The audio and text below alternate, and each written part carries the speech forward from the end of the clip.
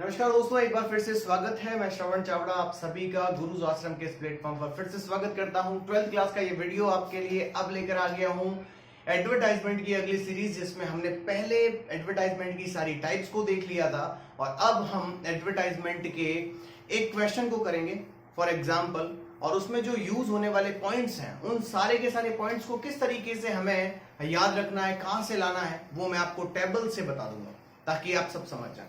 तो ज्यादा समय खराब ना करते हुए फटाफट से क्वेश्चन लिखिएगा। एक क्वेश्चन देता हूं आपको। Your father is searching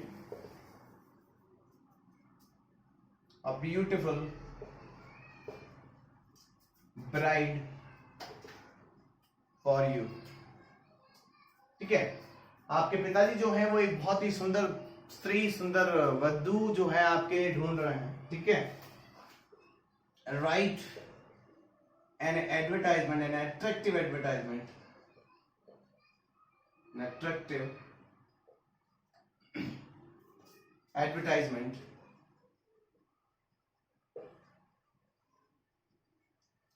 to be published in the matrimonials column. Matrimonials column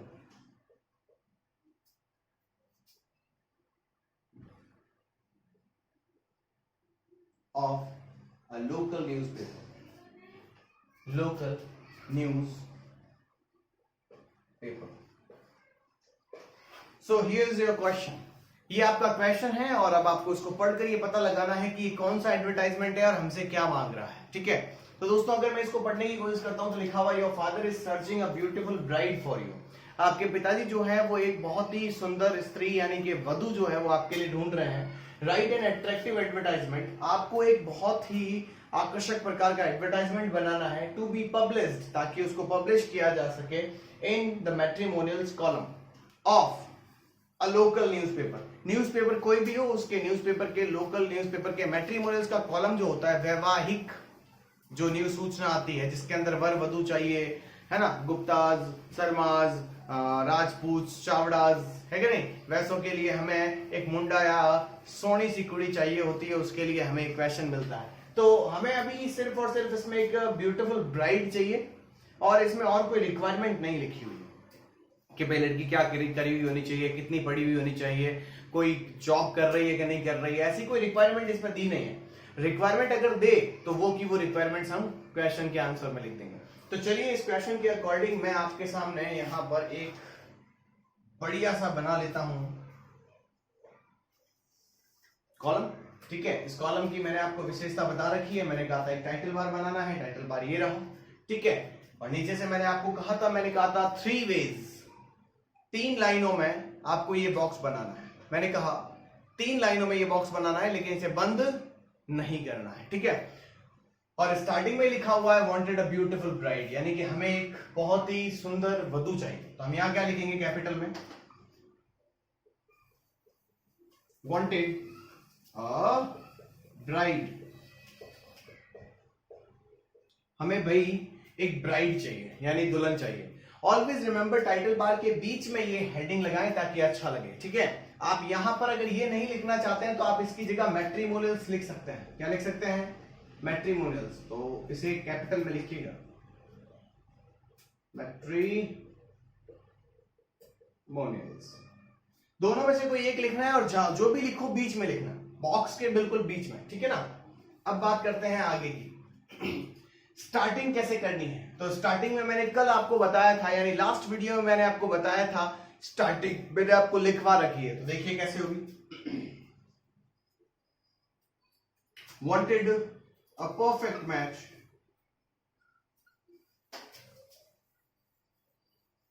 for a very well qualified and, ध्यान रखना क्योंकि अब हमें लड़की चाहिए तो पहली लाइन जो होती है वो लड़के के लिए होती है। ऑलवेज रिमेंबर पेपर में अगर आपको ये कहे कि लड़की चाहिए तो हम हमारे बारे में पहले बताएंगे, यानी हमारे पास लड़का है और हमें लड़की चाहिए। और अगर पेपर में ये लिख दिया कि हमें ग्रूम चाहिए यानी लड़का चाहिए, तो हमारी लड़की के बारे में पहले सब कुछ बताएंगे, ठीक है। तो wanted a perfect match for very well qualified and handsome. Handsome क्यों आया? क्योंकि अब हमें लड़की चाहिए ना भाई, लड़की चाहिए तो अपने लड़के के बारे में बताओ। Very well qualified and handsome Gupta's boy, ठीक है। ये लाइन आपकी फिक्स हो गई। मैंने आपको कल ही यानी कि लास्ट वीडियो में ही बताया था कि किस तरीके से हम इस फर्स्ट लाइन को, हमारे पेपर की फर्स्ट लाइन को, या फिर मैट्रिमोनियल्स की या फिर एडवर्टाइजमेंट की फर्स्ट लाइन को किस तरीके से शुरू कर सकते हैं। Wanted a perfect match for a very well qualified and handsome Gupta's boy, ठीक है। अब क्योंकि आपको लड़की चाहिए तो पहला पूरा जो पैसेज होगा, यानी कि पहला पूरा जो पैसेज आप बनाएंगे वो पूरा लड़के के बारे में होगा, क्योंकि लड़की तो चाहिए लेकिन आप पहले लड़की के बारे में बताओगे तो सही ना कि हमारा छोरा क्या करता है। अरे भाई कुड़ी चाहिए सोनी सी तो मुंडा की करदा है, ये बताना तो पड़ेगा ना, है ना, ठीक है। तो द बॉय इज लड़का क्या करता है उसके बारे में हम बात करेंगे। The boy is a government servant. सबसे पहले तो हम ये कहेंगे कि लड़का जो है वो गवर्नमेंट सर्वेंट है। मैं जो पॉइंट बोल रहा हूं ना, ये पॉइंट ध्यान रखना, ये सारे के सारे पॉइंट अभी एक टेबल बनाऊंगा उसके अंदर आएंगे। The boy is a government servant, ठीक है, government servant, salary in 5 figures, salary in 5 figures, salary in 5 figures, ठीक है, फेयर कॉम्प्लेक्शन, ओके, एज, बंदे की एज कितनी है कि 29 इयर्स, ठीक है, हाइट, बंदे की हाइट कितनी है ये थोड़ा ध्यान रखें कि हाइट वाइट बता दें आप, ठीक है। तो 5'11" उसकी हाइट है, ठीक है। इस तरीके से आप हाइट लिख दें। सेंटीमीटर में इसमें लिखी जा सकती है, आप लिख सकते हैं जैसे कि 179 सेंटीमीटर, ठीक है ना, इस तरीके से भी आप कर सकते हैं। देखो अब याद रखो कि 5 या 6 क्वालिटीज लिख दो, 5 या 6 क्वालिटीज लिख दीजिए। लड़के की लिखो चाहे लड़की की लिखो, 5 या 6 क्वालिटीज आप उसके अंदर मेंशन कर देंगे, ठीक है। ये लगभग सब कुछ हो गया है ना, ये सारी की सारी क्वालिटीज हो चुकी हैं। जैसे कि लड़का जो है गवर्नमेंट सर्वेंट है, पहली, सैलरी 5 फिगर्स में है दूसरी, फेयर कॉम्प्लेक्शन है बंदे का तीसरी, एज उसकी ये है चौथी, पांचवी है उसकी हाइट। इसके अलावा भी अगर आप कुछ लिखना चाहते हैं कि क्या है, क्वालिफाइड कितना है, तो इट्स ओके, है ना, आप लिख सकते हैं। फॉर एग्जाम्पल चलिए मैं लिख देता हूं, जैसे मैंने लिख दिया MBA होल्डर, ठीक है ना। MBA होल्डर का मतलब है उसने MBA कर रखी है, समझ में आ जाएगा, ठीक है। तो इस तरीके से थोड़ा ध्यान रखिएगा, MBA कर रखी है। ये लड़के का पूरा क्या हो गया, बायोडेटा। जब भी वो पढ़ेगा तो उसको ये पता चल जाएगा कि भाई लड़के के अंदर ये खूबियां हैं, मैं इसे अपनी छोरी दे सकता हूं। अरे बोलो तो सही, ठीक है कि नहीं। तो इस तरीके से आप अपना छोरा जो है उसके लिए एक अच्छी सी छोरी ढूंढ सकते हैं, समझ गए मेरी बात, ठीक है ना। तो ये हो गया लड़के के बारे में। अब मेरी बात सुनो, जब भी आप लड़के या लड़की के बारे में कुछ भी बताएं, जब भी आप लड़के या लड़की के बारे में कुछ भी बताएं तो याद रखिएगा लड़के का एक पूरा पैसेज बनाएं और लड़की का एक पैसेज बनाएं, ठीक है ना, अलग अलग पैसेज बनाएं, जरूर याद रखें, ठीक है ना, हमेशा याद रखें, ये बहुत ज्यादा जरूरी है, ठीक है।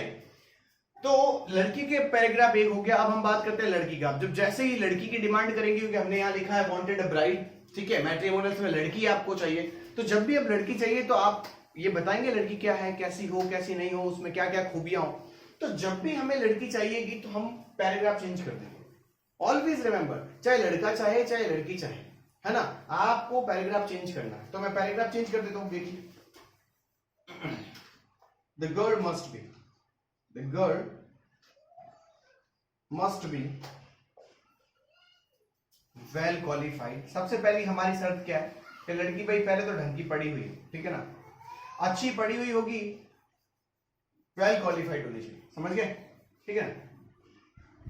The girl must be well qualified का मतलब क्या होता है, लड़की अच्छी पढ़ी लिखी हो, कॉमा ब्यूटीफुल, छोरी दिखने में ढंग की हो, हैंडसम, अगर छोरा है तो छोरी तो ढंग की दिखे, है ना, ठीक है। उसके बाद स्लिम, थोड़ी पतली हो, ठीक है, गोल मटोल ना हो, कहने का मतलब है, ठीक है ना, तो स्लिम हो। और उसके बाद हम ब्यूटीफुल कह चुके हैं, फेयर कॉम्प्लेक्शन।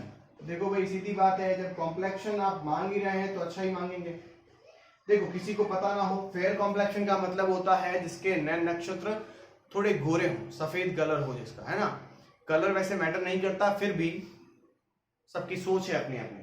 तो fair complexion, slim, beautiful, well qualified. अब आप इसके आगे लिख दीजिए होमली। छोरी जो है ना घरेलू चाहिए भाई, ठीक है ना, काम करने वाली नहीं चाहिए, होमली चाहिए, जो घर को हैंडल कर सके, ठीक है ना। और knows household works, household works, ठीक है। हाउस होल्ड्स भी लिख सकते हैं, हाउस होल्ड्स का मतलब भी घरेलू काम ही होता है, ठीक है। अब लास्ट में आपको यहां पर लिखना है, और जो ये मैं दो बातें लिख रहा हूं ये हमेशा सेकंड पैसेज में ही आएंगी, ध्यान रखना। जैसे कि no caste bar, no caste bar, no dowry system,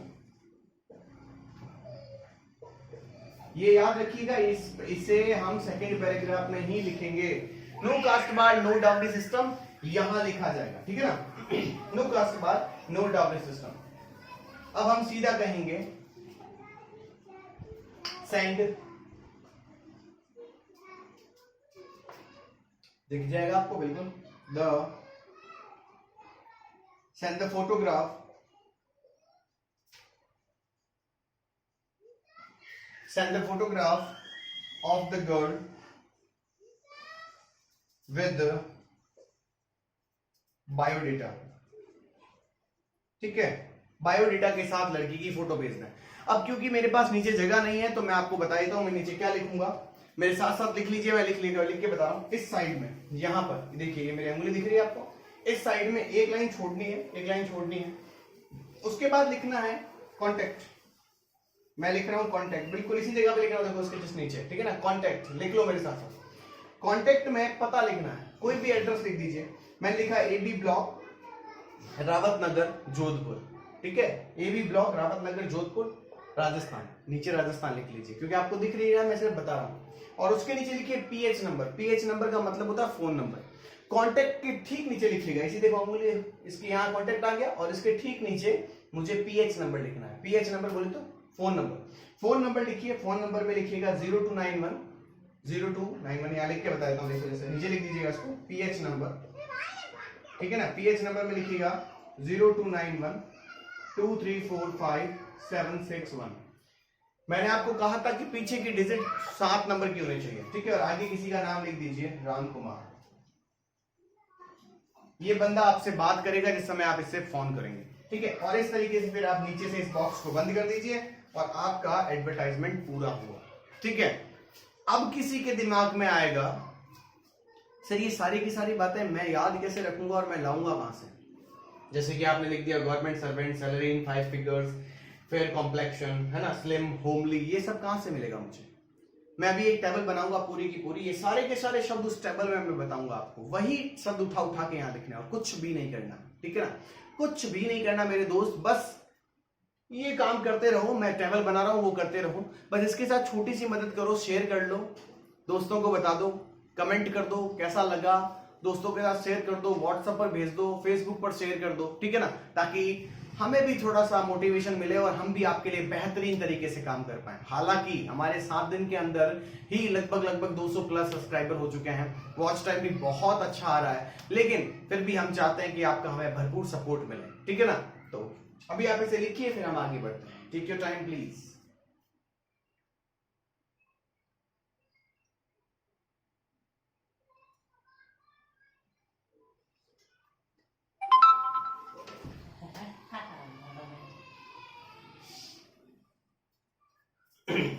तो दोस्तों मैं उम्मीद करता हूं कि आपने इसे लिख लिया होगा, बहुत अच्छे से आप इसे समझ चुके हैं। अब मैं ये समझाता हूं, ढंग से सुनना मेरी बात। Wanted a perfect match for a very well qualified and handsome Gupta's boy. क्योंकि मुझे इसमें लिखा हुआ नहीं था कि लड़का कौन सी कास्ट का था, तो मैंने मन से ही गुप्ताज बॉय लिख दिया। जरूरी नहीं है कि आप यहाँ गुप्ताज बॉय ही लिखें, आप किसी और का बॉय लिख लीजिए, ठीक है। Rawat boy, Sharma's boy, Verma's boy, Chavda's boy, Rajput boy, it's your way bro, कैसे भी लिखो क्या फर्क पड़ता है, ठीक है। Gupta's boy, the boy is a government servant. पहले उन शब्दों को या उन पॉइंट्स को, उन विशेषताओं को बताने की कोशिश करें जो ज्यादा मैटर करती है। जैसे कि बंदा सेट है ना, बंदा सेट है तभी तो कोई छोरी देगा ना मेरे भाई, ऐसे तो कोई छोरी देने वाला नहीं है, ठीक है। तो the boy is government servant, पहली इसकी विशेषता। दूसरा, salary in 5 figures. Salary in 5 figures यानी उसकी 5 आंकड़ों में सैलरी है। 5 आंकड़ों में सैलरी का मतलब क्या है सर? सीधी क्यों नहीं बता रहे? सीधी दोस्त इसलिए नहीं बता रहे हैं क्योंकि हर कोई अपनी सैलरी सीधी नहीं बताता।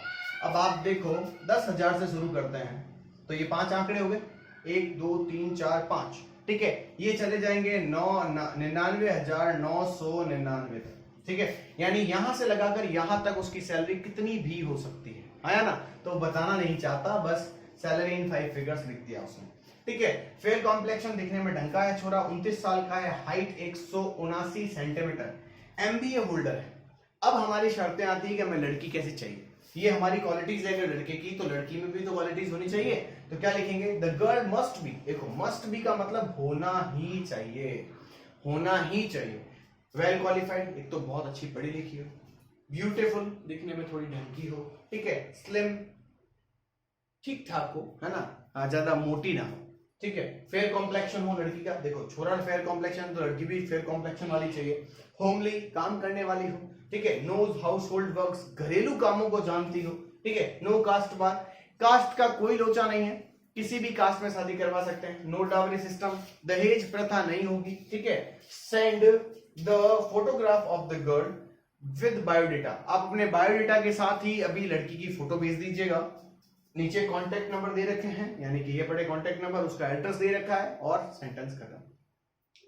अब आता है दोस्तों कि सर मुझे, अब मैं पूछता हूं, चलिए मैं आपसे एक क्वेश्चन पूछता हूं। मैं कहता हूं कि अब मुझे बताओ तुम लोग कि अगर वांटेड ब्राइड की जगह मैं क्वेश्चन उल्टा कर दूं कि your father is searching a beautiful bride की जगह मैं लिख देता हूं अ हैंडसम बॉय। अगर मैं ये लिख देता हूं, अगर मैं लिख देता हूं हैंडसम बॉय, ठीक है। तो अब इस क्वेश्चन में क्या परिवर्तन करेंगे आप? तो अब इस प्रश्न में क्या परिवर्तन करेंगे आप? 2 मिनट दे रहा हूं मैं आपको, जो बच्चा पढ़ने वाला है वो दिमाग लगा के बताए कि मैं यहां क्या परिवर्तन करूं। जो परिवर्तन होना है वो यही है। मैं एक बात और बता दूं आपको, जो भी चेंजेस करने हैं वो यही होंगे, इसके अलावा कहीं नहीं। Take your time, 2 minutes you have. 2 minute है दोस्तों आपके पास, थोड़ी सी नजरें मिलाओ, पता चल जाएगा। नजरों से नजरें मिली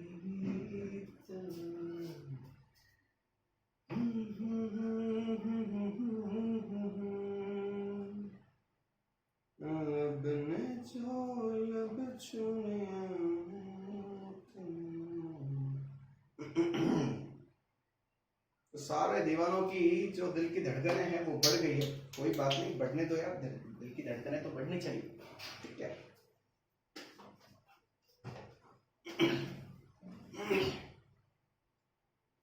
thank you Priya, thank you so much बेटा। लव खुश, अरे वाह क्या नाम है, बहुत अच्छे। Geetanjali, very good evening, very good evening दोस्तों, वेरी गुड इवनिंग। बहुत अच्छे, बहुत अच्छे, बहुत अच्छे। सारे के सारे बच्चे बहुत बढ़िया तरीके से काम कर रहे हैं, बहुत अच्छे। कुछ के तो नाम भी अच्छे हैं। इशिता, जिन्होंने बताया कि सर इससे ऐसा परिवर्तन हो जाएगा, ठीक है, थोड़ा थोड़ा परिवर्तन हो सकता है। लड़की की क्वालिटीज ऊपर कर देंगे, नीचे कर देंगे, लड़की की ऊपर कर देंगे, बिल्कुल सही।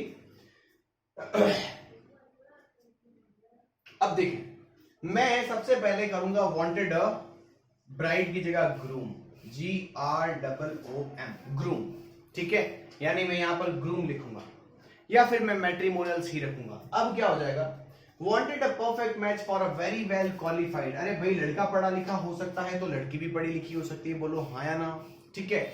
इसके बाद हैंडसम की जगह चेंज करके क्या कर देंगे? ब्यूटीफुल। अरे बोलो तो सही, ठीक है। इसके बाद सैलरी वाला टॉपिक हटा दो, यानी ये सॉरी थोड़ा चलते हैं। ब्यूटीफुल गुप्ताज बॉय की जगह हो जाएगा गर्ल, ठीक है, फुल स्टॉप। द बॉय की जगह लिख देंगे the girl. Is a government servant, लड़की भी गवर्नमेंट सर्वेंट हो सकती है। अगर आप नहीं चाहते हैं कि गवर्नमेंट सर्वेंट ना हो तो एक काम करो, ये सारी की सारी क्वालिटीज उठाकर यहां ले आओ, ठीक है।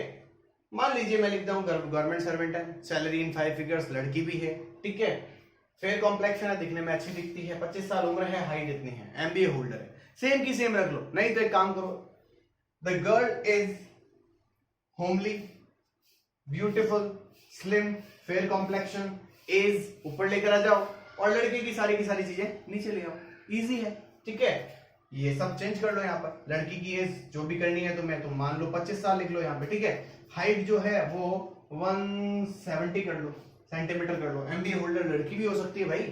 द बॉय की जगह करेंगे द गर्ल की जगह करेंगे द बॉय मस्ट बी। अब हमारी शर्त है कि लड़का कैसा हो, छोरी इतनी पढ़ी लिखी गवर्नमेंट सर्वेंट है तो छोरा भी तो अच्छा चाहिए। The boy must be well qualified, beautiful की जगह कर दो हैंडसम, स्लिम हटा दो, फेयर कॉम्प्लेक्शन यूं कहीं रहने दो, ठीक है, होमली हटा दो, इसकी जगह क्या लिख दो, इसकी जगह लिख दो उसको गवर्नमेंट सर्वेंट होना चाहिए, ठीक है। ये नोज हाउस होल्ड वर्क्स को ऊपर ले जाओ और इसकी जगह पर छोरे के लिए salary in 5 figures, MBA holder, height या एज नीचे लेकर आ जाओ। यानी कुल मिला के लड़के के पॉइंट लड़की की जगह पर और लड़की के पॉइंट लड़के की जगह पर ले जाओ, बात खत्म, इजी है, समझ में आया, ठीक है। तो बस इसे लिख लीजिए। दूसरा क्वेश्चन खुद बनाकर करो, लड़की की क्वालिटीज लड़की में कर दो, लड़की की क्वालिटीज लड़के में कर दो, that's it, it will be fine, ठीक है। टेक योर टाइम, जल्दी से करिए, फिर मैं आपको आगे लेकर जाता हूं। तो दोस्तों यहां तक आपने देखा कि किस तरीके से हमने एक मैट्रिमोनियल्स का क्वेश्चन किया। अब मैं आपको ये जो क्वेश्चन थे ना, ये जो वर्ड्स थे ना, fair complexion, homely, slim, beautiful, ये कहां से आए, इनके लिए मैं एक टेबल बनवा रहा हूं जिसके अंदर मैट्रिमोनियल्स, अकोमोडेशन, ठीक है, और सिचुएशन की सारी परिस्थितियां आपके सामने होंगी। तो सबसे पहले मैं यहां लिख रहा हूं आपके मैट्रिमोनियल्स, ठीक है, यानी मैट्रिमोनियल्स की बात यहां करेंगे। इन पॉइंट्स में थोड़ी सी ध्यान रखिएगा, जगह ज्यादा छोड़ दीजिएगा, जगह बहुत ज्यादा छोड़नी है। आप काम करें, 2 पेपर एक साथ यूज कर लें कॉपी के, ठीक है।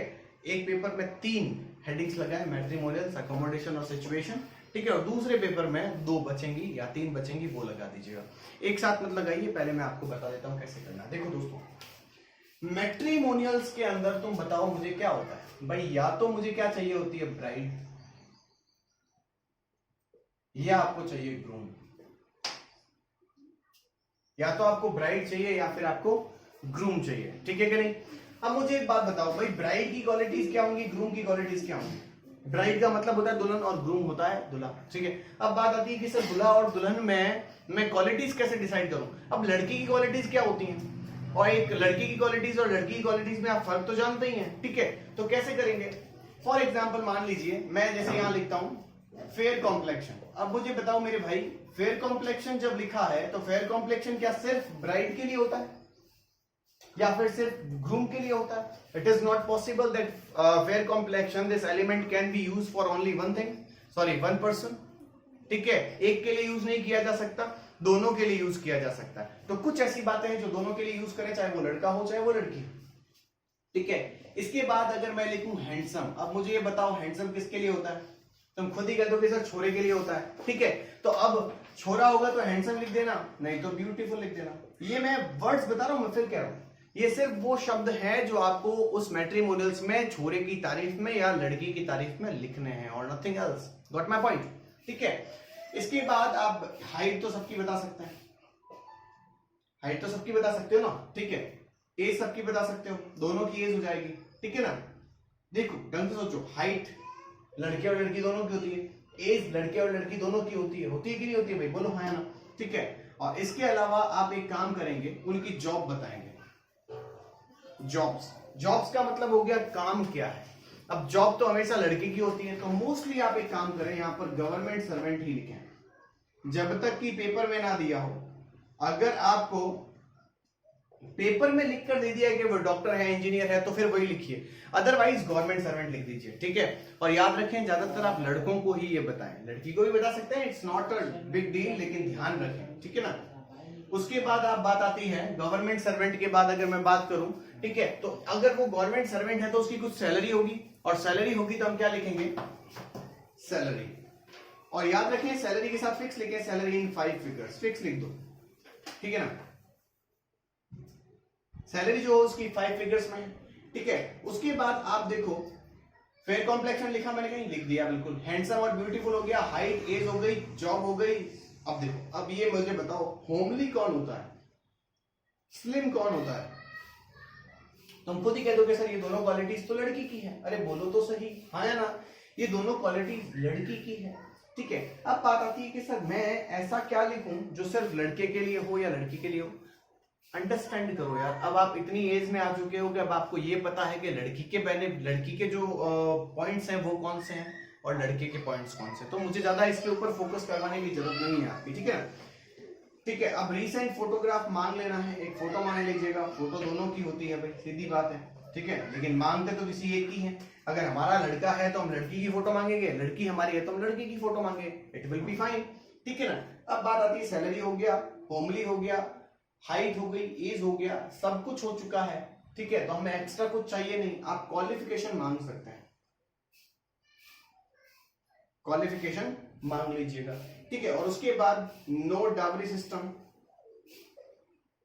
नो डावरी सिस्टम, ध्यान रखिएगा, मैंने फिर बोलना है नो डावरी सिस्टम वगैरह जो मैं लिख रहा हूं, नो डावरी सिस्टम, ये हमेशा सेकंड पैराग्राफ में ही आएगा, चाहे लड़का चाहे चाहे लड़की चाहे, सेकंड पैराग्राफ में। No dowry system, no caste bar, no dowry system, no caste bar, इस तरीके से आप इसे लिख सकते हैं। तो ये हो गया आपका मैट्रिमोनियल्स का। मिल गए सारे के सारे पॉइंट्स, मिल गए सारे के सारे पॉइंट्स, स्टार्टिंग भी बता दी, पॉइंट्स भी बता दिए, सब कुछ क्लियर। अब सिर्फ कुछ नहीं करना, स्टार्टिंग याद रखो और ये पॉइंट्स उठा उठा के उसमें लिख दो, that will be fine, it's completely easy, ठीक है। 2 लाइनें याद रखनी है, एक स्टार्टिंग याद रखनी है और सेकंड पैराग्राफ जब स्टार्ट करते हैं तो the girl must be, the boy must be वाली लाइन याद रखनी है, it will be fine, okay. अब बात आती है मैट्रिमोनियल्स, तो हो गया सर, अब हमें बता दो अकोमोडेशन, आ जाओ। मैंने पहले ही बोला है मुझे जगह चाहिएगी, तो ध्यान रखिएगा एक ही पेपर में सब कुछ मत करने की कोशिश करिएगा। अकोमोडेशन का मतलब क्या होता है? निवास स्थान। या तो आप उस घर को क्या करेंगे, ऑन रेंट डाल देंगे, सेल कर देंगे, और या फिर आप उसे बाय करना चाहते हैं यानी खरीदना चाहते हैं, ठीक है ना। तो इस तरीके से आप ये सब चीजें कर सकते हैं, बोलिए हाँ या ना। अब मुझे एक बात समझ में आई कि सर मैं इस तरीके से इन चीजों को कैसे करूं, तो स्टार्ट करिए। स्टार्टिंग मैंने आपको बता रखी है, क्वेश्चन भी मैं करवाऊंगा, लेकिन मैं एक एग्जांपल देकर आपको यह समझाना चाहता हूं। मैट्रिमोनियल्स का मैंने एक एग्जांपल दिया आपको और उससे मैंने आपको यह समझाया है कि सर किस तरीके से आप बाकी क्वेश्चंस कर सकते हैं, ठीक है ना। तो अब मैं सारे के सारे पॉइंट्स लिखवा देता हूं और फिर आगे का क्वेश्चन करना इजी हो जाएगा। The question making question will be easy for you, क्योंकि आपके पास पॉइंट्स भी पड़े होंगे, लाइंस भी पड़ी होंगी, क्वेश्चन भी है, और श्रवण जी जब साथ में है, गुरुज आश्रम का प्लेटफॉर्म जब साथ में है, तो टेंशन लेने की जरूरत नहीं है मेरे दोस्तों, ठीक है मित्रों। आ जाइए तो कोशिश करते हैं। अकोमोडेशन के अंदर बात अगर करें तो जैसे कि सपोज करो मैंने लिख दिया, जैसे मैंने स्टार्टिंग लिखी थी ना अकोमोडेशन के अंदर, क्या लिखी थी? Wanted a very well equipped and newly constructed house, है ना, on rent available in Sardarpura. अब उसके आगे हमें क्या लिखना है कि उस घर के अंदर क्या क्या है, तो मैं क्या लिखूंगा? द हाउस हैज का मतलब पास में होना होता है, ठीक है। तो द हाउस हैज क्या है भाई? 2 बेडरूम्स, ठीक है। द हाउस हैज 2 बेडरूम्स, घर में क्या है? 2 बेडरूम्स हैं विद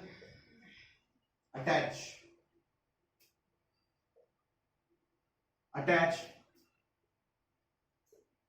लैट्रिन बाथ फैसिलिटी। पहला लाइन ध्यान रखना, हर एक फैसिलिटी के बाद कॉमा लगाना है। जैसे कि मैंने लिखा था ना अभी, beautiful comma, handsome comma, fair complexion comma, तो हर एक विशेषता के साथ कॉमा लगाना है। मैंने यहां कॉमा लगा दिया, फिर मैं दूसरे पॉइंट्स लिख देता हूं। 1 बिग हॉल, एक बड़ा हॉल है, ठीक है, समझ में आया कि नहीं आया? मॉड्यूल किचन, मॉड्यूल किचन है भाई। मॉड्यूल किचन क्या होता है भाई? आजकल तुमने देखा होगा ना, बड़े किचन के खुद के जो है फर्नीचर्स आ चुके हैं, है ना। यहां से खोलोगे अटड़ी बाहर, यहां से खोला चमचा बाहर, यहां से खोला वो बाहर, बाहर कुछ नहीं दिखता है, सब कुछ पैक है लेकिन सिस्टमेटिक है। and the systematic way of kitchen furniture can be called as module kitchen. Got my point? ठीक है. Next, आगे मैं कह सकता हूं fully air conditioner, fully air conditioner, fully air conditioner. ठीक है, वो चीज जो है वो जिस जगह पर बनी हुई है वो फुली एयर कंडीशनर है. ठीक है, फुली फर्निश्ड, जिस जगह पर उसे बना रखा है that is a fully furnished thing. Got my point? ठीक है. नेक्स्ट थिंग विल बी, देखो मैं सब में कॉमा कॉमा लगा रहा हूं, ध्यान से सुनना. ठीक है ना. फिर लिख देते हैं वन स्मॉल गार्डन. ठीक है, एक छोटा सा गार्डन है. Got my point? One small garden and then you can say with parking area, a parking area.